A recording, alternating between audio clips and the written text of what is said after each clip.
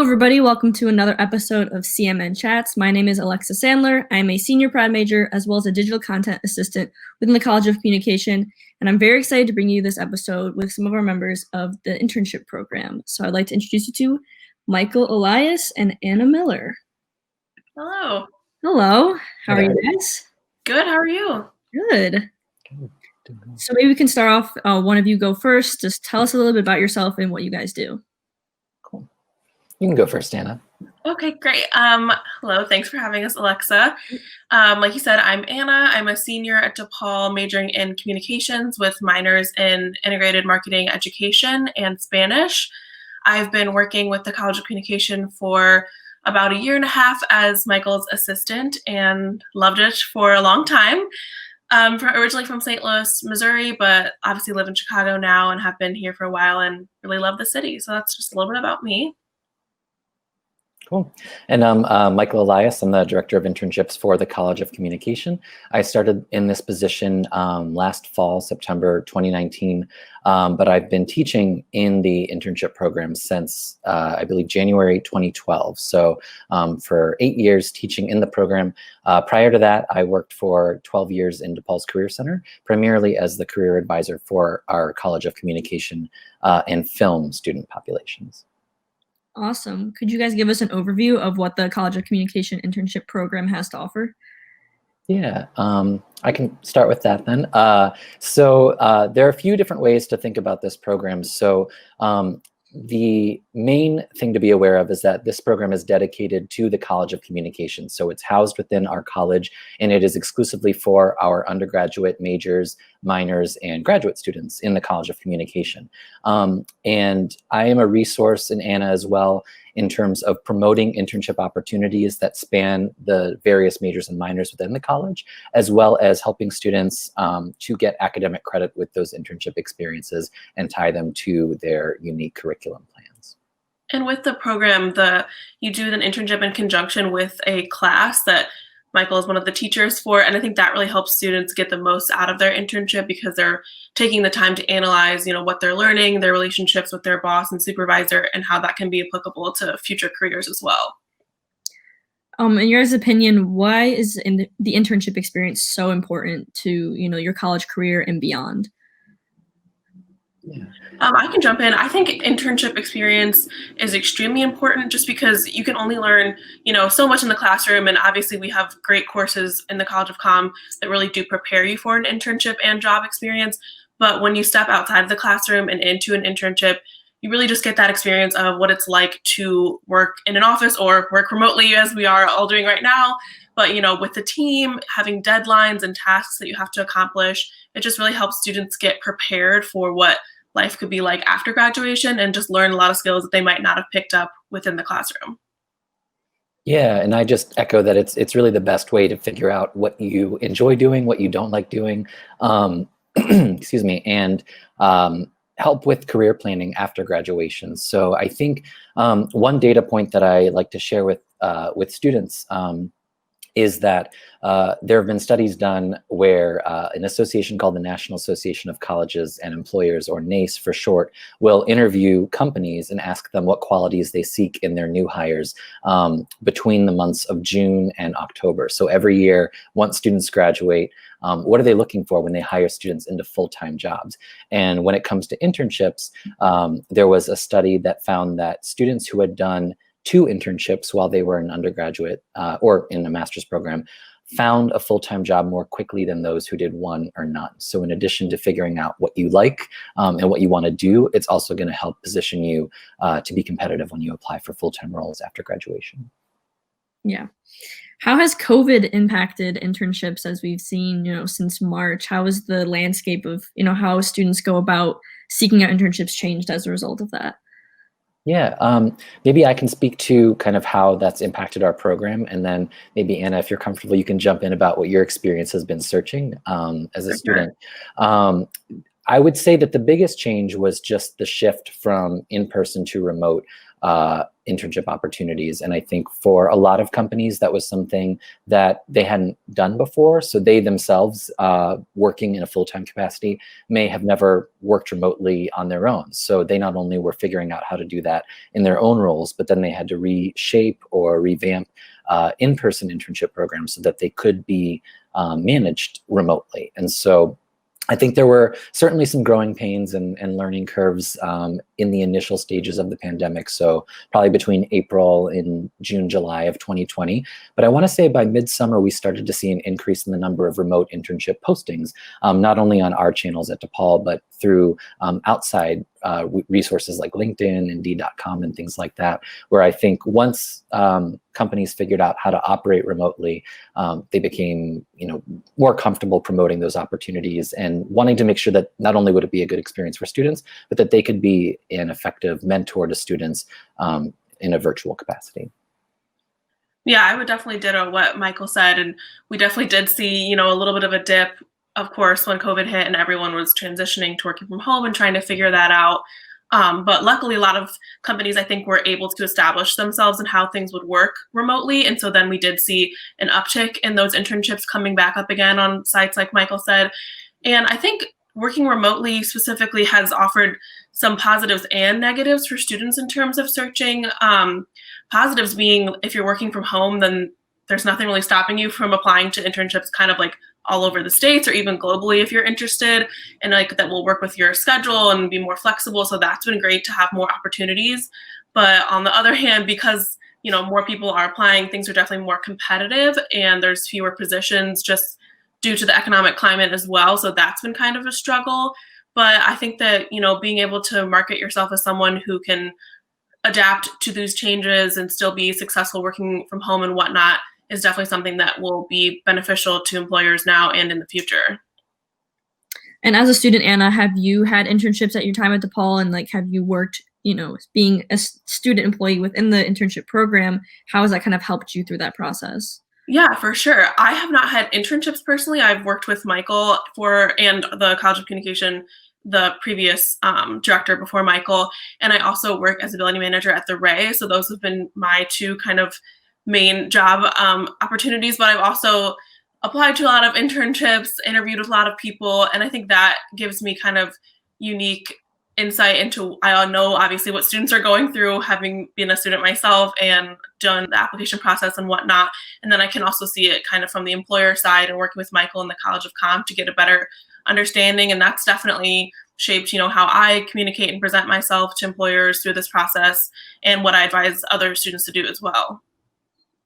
Awesome. What are some of the examples of types of internships that students have gotten through the internship program?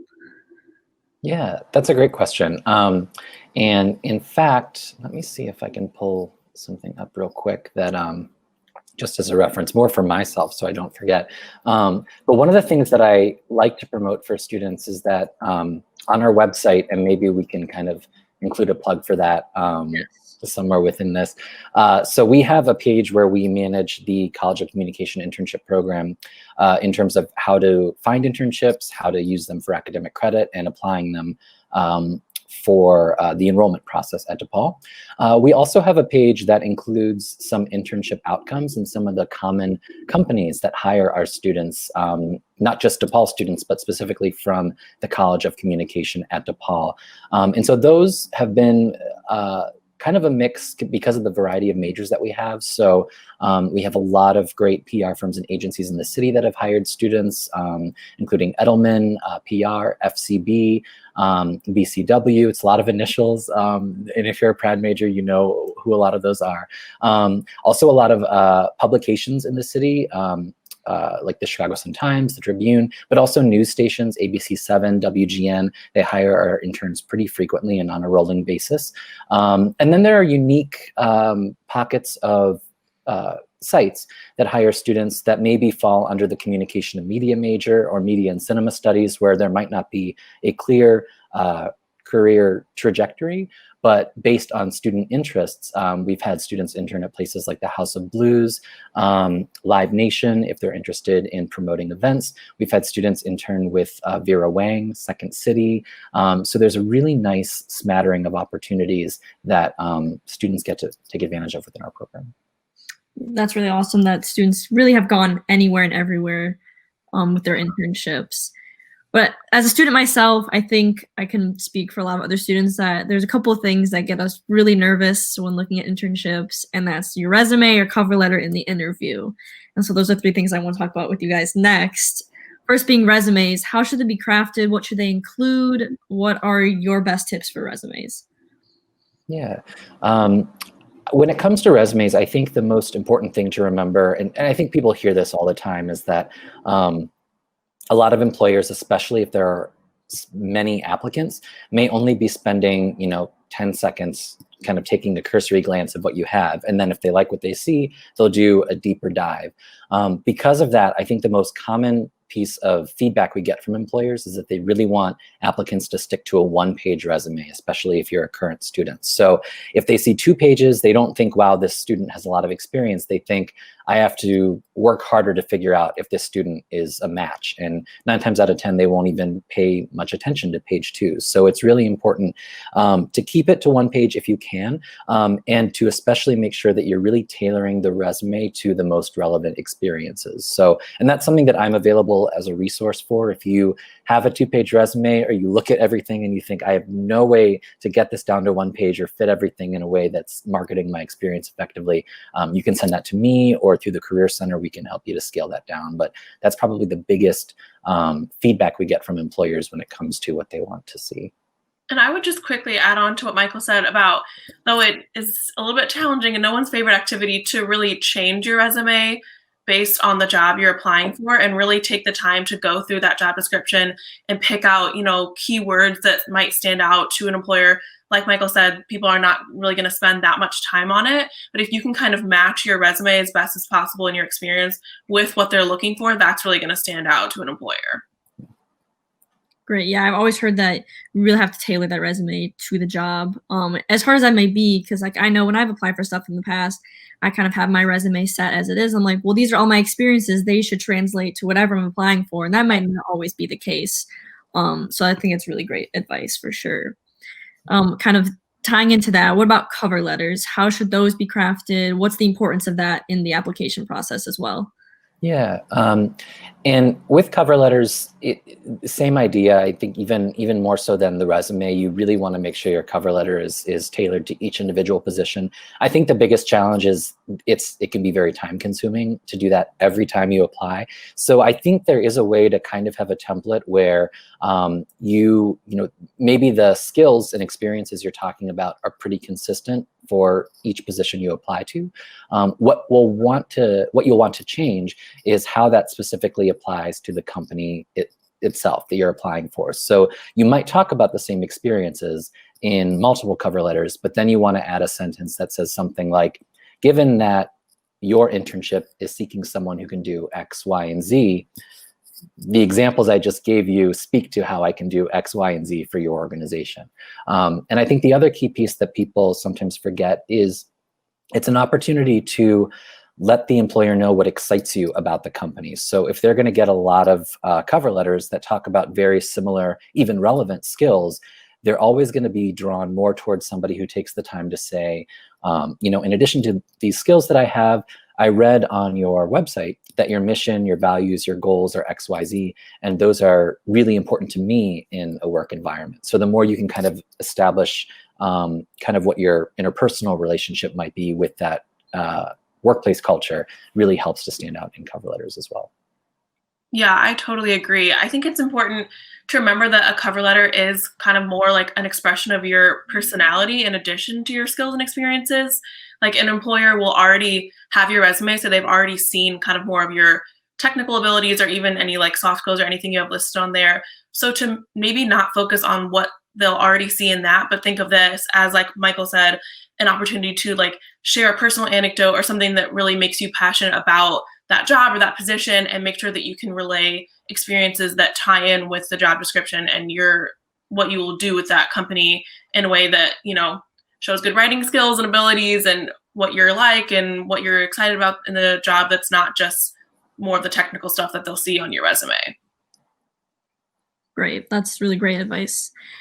And then, so let's say we're not at this point, we've submitted our perfectly crafted resume, our perfectly crafted cover letter, we got the interview. What are some tips you have for interviews, in general, and especially now, given that most stuff is happening virtually? Yeah.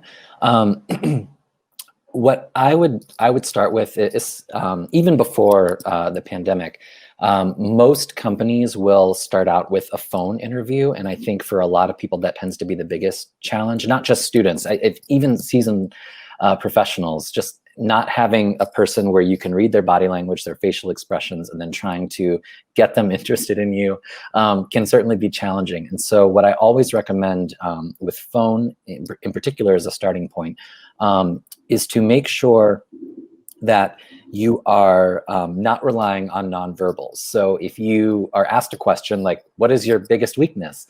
You might want to take some time to think about it, but if you just don't say anything, it's going to sound, they won't know if they lost the call or, so it's okay to kind of repeat the question back, or to even say something, that's a great question, let me think about that for a moment, so that they know that you're engaged with them. And as silly as it can sound, it's really important to sound as enthusiastic as possible. So smiling while you're answering questions can have a huge impact. You might be saying all of the skills and experiences that they're looking for, but if you sound like this, or just if you're lying down, or things like that, if you're not projecting, or even if you're wearing casual clothes, you might just feel a lot more informal. So there are a lot of little tips and tricks like that that can enhance how you come across, and also something that I can help with one-on-one through advising and practice interviews. But I think that's the biggest thing that I know I see and hear from employers. Yeah, that's definitely a big one, especially with the pandemic and everything. We're having a lot more of those phone and virtual interviews. So making sure you can still convey that enthusiasm and passion, like through the phone, through the video screen, is definitely a plus. And I would say my biggest advice is just like interview prep is key. Like you just cannot rely on being able to like speak off the cuff or have it go fine without any preparation. I would say like research the company like as much as you can, like look at their website, look at their LinkedIn. If you know specifically who you're speaking to, you can even research that person, look at their LinkedIn or something like that. I like to like take a notepad and write down things that stand out to me on the website, whether it's like the content they've created, their awards, their connections, people they've worked with, like things that stand out to you that you can speak upon or that they might be interested in getting your feedback about. And also just to make sure that you have great questions. People will always ask if you have any questions at the end of an interview. And even if you maybe don't have like something crucial that you need to ask, just having some question, whether it's about the structure of the internship or what they think that a typical day will look like or something, shows that you're engaged in that position and the interview and wanting to continue the conversation and know more about the position instead of just saying, no and thank you and ending it like that. Absolutely. I just want to stress that. I'm glad you brought that up, Anna, because that is another thing that comes up is if you don't have questions, it can seem like you're disengaged or maybe not interested, even if you've nailed the interview up through that point. And I just want to echo too, that all the notes that Anna said that she takes and that she brings with her into the interview is really crucial. And I think an added benefit of phone or even Zoom virtual interviews is that you can treat them like an open book test, where you can actually have those notes out in front of you, which is a unique advantage that you can't do when you're in the same room with them face to face. So those were all great points. I'm glad you brought those up, Anna. Thanks. Sure. Yeah. What is the best piece of advice that somebody has given you about your career or just the job market in general? Either you can take this, both of you. It's like, is there one thing that has stuck with you throughout your experience? Sorry, the train was going by. I can take this for myself. And I think a lot of people, if you're working in the College of Communication or anything kind of media related, or honestly, this applies to most things, but just the importance of networking, I just cannot stress that enough. If you're not in a job that maybe like a doctor or something, that just has like a direct path of employment, just any way that you can, whether that's through like going to online like workshops and seminars or meeting with people, career fairs, anything like that. And then after you meet someone, immediately, send them a message on LinkedIn saying like, hey, we just met. I'm so grateful that you took the time to talk to me. Like, really loved hearing about XYZ. Like, would love to chat in the future or something like that. Like, as uncomfortable as many people are with networking, and it can be like, kind of stressful sometimes, it really does make a difference just to reach out to someone. I've never had someone be like, no, I'm not going to talk to you. Like 9 times out of 10, someone will reply and be excited to get to share, their career path and any advice with you. And just using that to build up your network will help so much. And just with any kind of career search in the future, I can't stress it enough. Yeah, and I would echo that, honestly.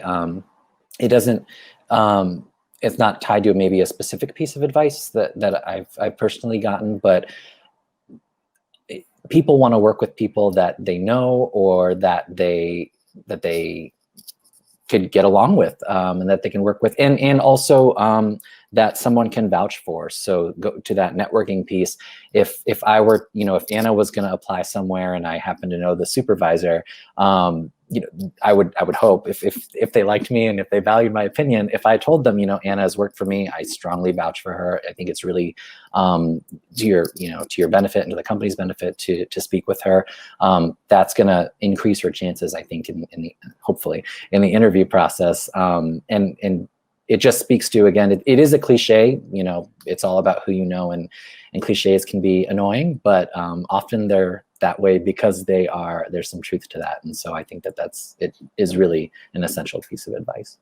Right. And not to say that having a great resume and cover letter and education and skills and whatnot don't mean anything or do something. Sure. They definitely do. But just like Michael was saying, if you're applying to a competitive internship and an employer is only going to spend like 10 seconds looking at your resume, cover letter, whatnot, having that connection, really, that's easier for the employers to be like, well, we already know this person knows that person. And then that gives you a leg up. So it really it does do a lot sometimes. Yeah, great. That I've always been told that, the stress of how important, networking is to, building those connections within, industries and, making sure you actually stay connected with those people, because you never know when an opportunity could arise from that. Absolutely. For sure. What is some advice that you would give to students who maybe have no idea what they want to do, but they still want to gain some sort of experience? Yeah. I'm a strong advocate for talking to people, talking through this process, whether that is meeting with me or a representative through the Career Center. I think when it comes to topics like career development and finding internships and jobs, I think it can be really, you can feel like you can't meet with somebody and ask for help if you don't know exactly what you want to do. So how do I ask somebody to help me find a job if I have no idea what I want to do? I'm just going to avoid that, and then it just kind of builds up anxiety. But career professionals, or specifically professionals in higher education at DePaul who work in the Career Center or in roles such as ourselves, we work with students all the time who don't know where to start, what they want to do. And we start with, your interests and just having a conversation and figuring out what drew you to what you're studying, and DePaul in general, to Chicago if you're from out of state, and using that as a starting point. And we all want to help, and we all have been in your shoes at some point. Everyone seems like they have it all together. It might seem like everyone knew what they wanted to do. I thought I was going to be an actor when I was, a kid, and I had no concept that I would be in some aspect of career development. So we all started off somewhere, and it's absolutely okay if you don't know what you want to do, but do know that we're here to help wherever you're at as a starting point. Yeah, absolutely. I totally agree. Like, if you're not sure, talking to someone like Michael or at the Career Center can only help, in addition to just trying different courses at DePaul. We have a lot of different classes in the College of Comm that you can really see what piques your interest. And also, I would just say, internships are great because they can give you really good experience and, show you what your career could be like if you love it. But at the same time, sometimes it shows you, what you're maybe not that interested in. And even if you did think you knew what you wanted to do after college and then you do an internship, you might discover maybe that's not for me. So that experience can really just help you learn more about what's interesting to you and what you would like to do after school if you weren't sure, or even if you thought you were sure. That's awesome. Well, thank you guys both for being on the show. Those are all the questions I have for you, but if there's anything else you want to add, you can. I'll make sure to include your contact information in the description so people can get a hold of you if they have questions. But I want to thank you guys so much. This has been great. Thank you very much. Yeah. So everybody make sure to stay tuned to future episodes of CMN Chats. Thank you. Bye. Bye.